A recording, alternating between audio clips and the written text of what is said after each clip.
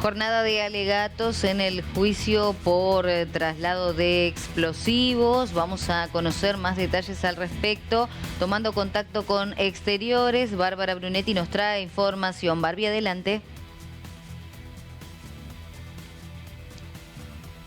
Dani, muchísimas gracias. Como bien hacías referencia, una extensa jornada de alegatos. Nos remitimos raudamente a lo que ha dejado esta instancia y es por ello que me acompaña el doctor José Ignacio Candiotti y también la fiscal auxiliar Valeria Esponda. Muchísimas gracias por estos minutos, doctor.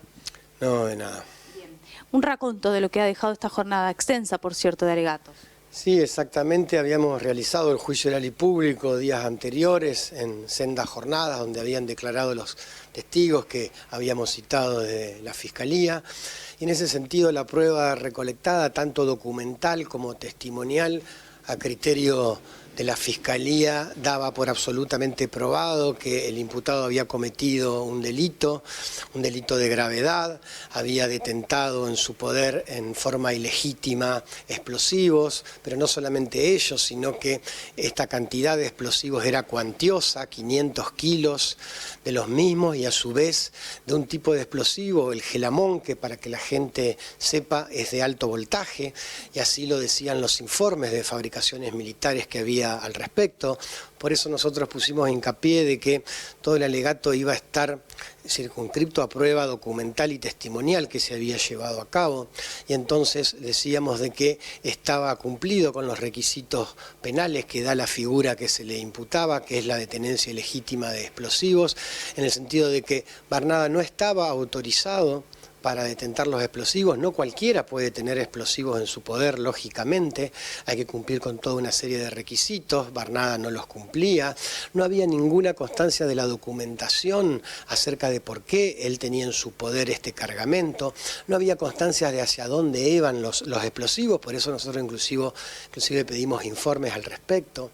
Además circulaba sin cumplir con mínimas medidas de seguridad cuando uno lleva tamaña cantidad de sustancias peligrosas, no contaba no solamente con la documentación, sino de que no había un señalamiento en la Toyota Hilux 4x4 acerca de que llevaba los explosivos, no había cartelería al respecto, no había siquiera una bandera roja, no tenía restallamas consigo, no tenía extintores por si había algún accidente. La verdad, una conducta, dijimos, muy desaprensiva, además de ilícita, sumado a lo cual, a pesar de que él lo negaba, y lo negaba porque sabía del riesgo que esto generaba, había cruzado por el túnel subfluvial. Digo esta circunstancia porque Barnada al principio trataba de evitar de admitir que había pasado por el túnel. Recordemos que el túnel en su normativa justamente prohíbe cualquier tipo de explosivos que se trasladen por el mismo. Barnada no solamente que trasladaba gelamón, sino que lo hacía en una cantidad, vuelvo a repetir, de 500 kilos.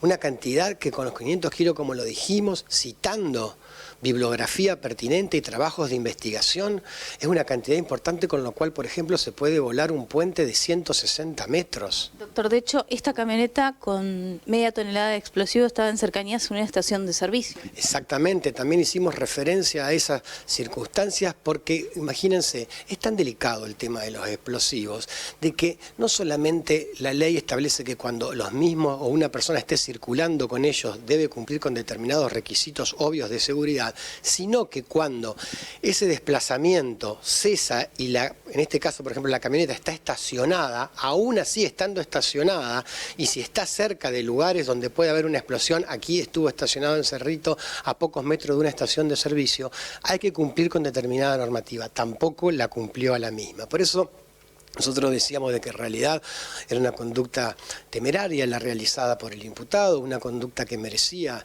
ser castigada. Al respecto, nosotros solicitamos una pena de cumplimiento efectivo de 4 años de prisión. Bueno, la defensa en su cometido, que respetamos, como yo dije, la defensa cuestionó el pedido de pena, dijo que era muy elevado a su criterio, que en todo caso hubiese correspondido una condena de ejecución condicional. Nosotros replicamos a ese argumento, dimos cita de otros precedentes jurisprudenciales en donde se condenó también a pena efectiva, si bien en los precedentes era una condena menor, pero también tuvimos en consideración de que aquí la cantidad de explosivos era más significativa preventiva que en los otros casos donde había ido condenada a 3 años y 6 meses de prisión. Y bueno, ahora en ese sentido el tribunal es el encargado de resolver.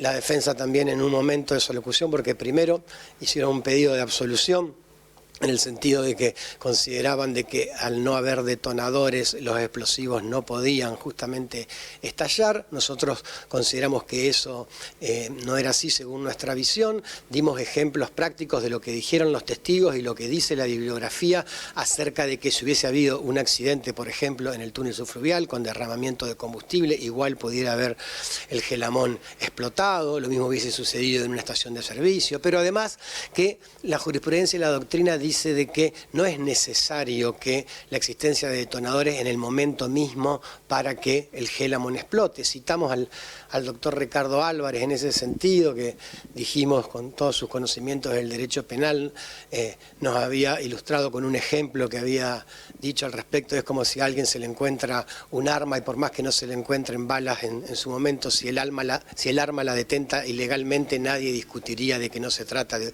un delito por el peligro que esto genera. ¿Cómo continúa en este marco? ¿No hay proyectado otra jornada? El próximo viernes 12 a las 12 del mediodía se llevarán a cabo las últimas palabras del imputado y se adelantará el veredicto también. Bien. ¿Qué análisis se hace al respecto del trabajo realizado en esta jornada? La verdad es que ha sido un trabajo muy intenso, arduo y la verdad es que esperamos que se haya notado nuestro trabajo en ese sentido. Bien, doctor, a modo de síntesis. No, bueno, ahora simplemente digo, es esperar que la justicia decida. Las posturas, como le digo, de las partes están expresadas. La Fiscalía cree que este es un grave hecho, que no debe quedar impune, que es necesario la existencia de una condena y que esa condena sea de prisión efectiva. Bueno, la defensa tiene otra postura, cree que hay que absolverlo y si no, en el caso de ser condenado, pidieron subsidiariamente que lo sea a una pena, dijeron, de prisión condicional. Vuelvo a decir, nosotros somos respetuosos de lo que opinan lógicamente las otras partes. Para eso está el debate, para que tanto Fiscalía como Defensa aporten, ¿no es cierto?, sus visiones.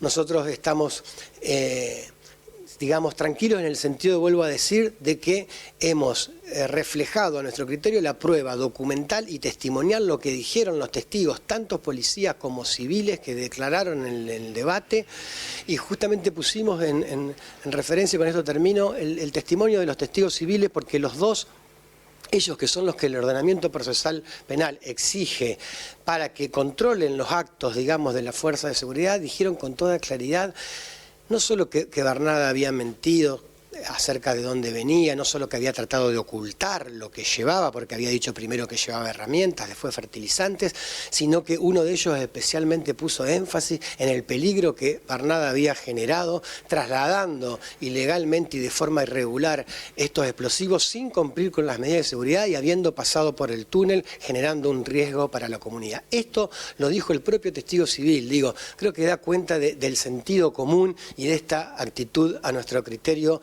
ilegal y desaprensiva del imputado. Muchas gracias, doctor. No, gracias a ustedes. Agradecemos entonces a José Ignacio Candiotti y a Valeria Esponda, la fiscal auxiliar, que hacían referencia a esta jornada extensa, jornada de alegatos. Adelante ustedes. Gracias, Barbie, por la información y los detalles al respecto de lo que ha ocurrido en la jornada de hoy. Será hasta un próximo contacto.